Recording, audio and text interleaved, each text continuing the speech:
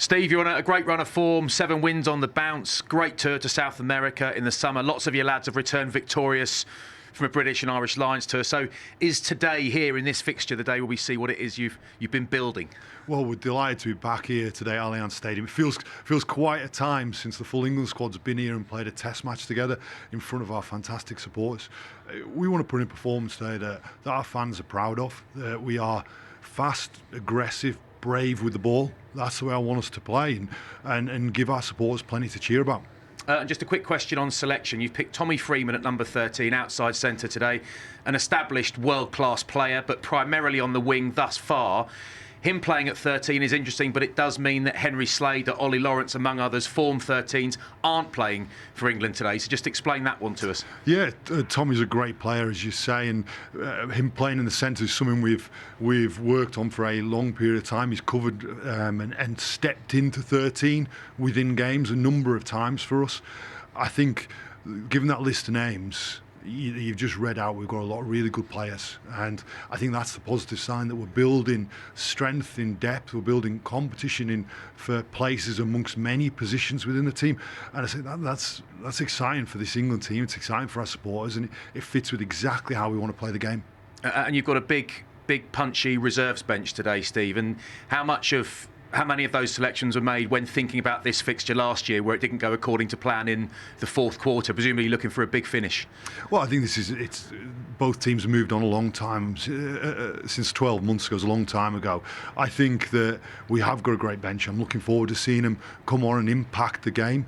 Again, it shows the depth that's building within this England team, and I think this week in particular has been a really focused week. We know we're playing against a really talented Australia team who've been together for a long period of time, played a lot of test matches, and we've had this week. I'm really pleased with how it's gone.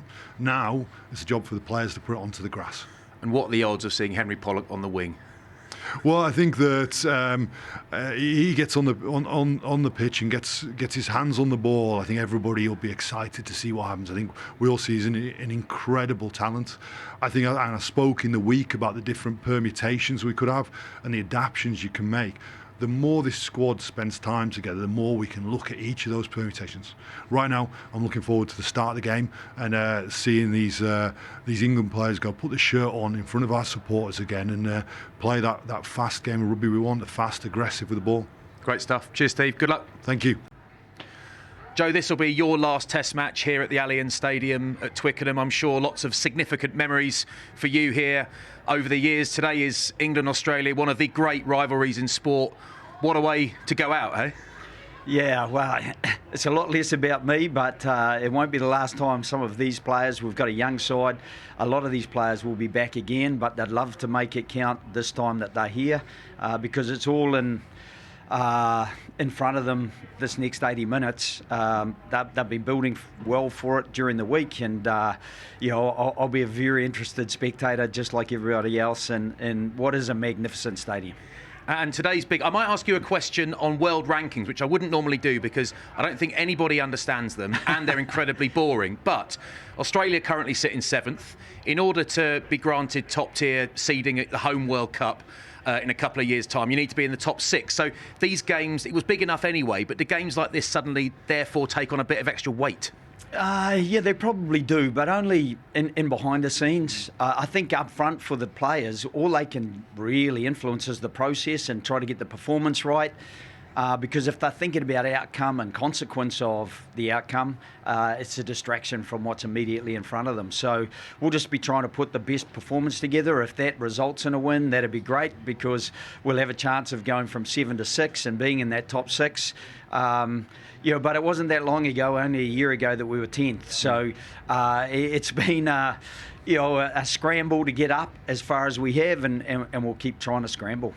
And all of us on the outside of the respective camps have loved a little bit of back and forth this week around the breakdown, and Steve Borthwick reckons you're cheating. Is this a bit of standard sort of test match mind games, or has he caught you red-handed, Joe? I wouldn't say it's standard, and it's not like Steve, but in the end, 10 clips were sent in. I've spoken to the referee here.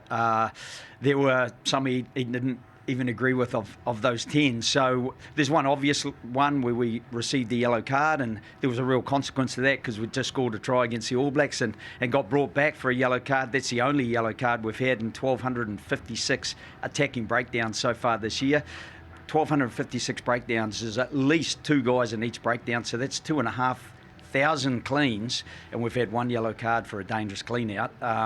And very minimal penalties. So we're just going to keep trying to be as correct as we can around the breakdown and as kind of probably as combative as we can be, because we know how hard they're coming, and especially with the bench they've got with with the likes of Tom Curry and Pollock coming off the bench and young Pepper going after us, and Sam Underhill.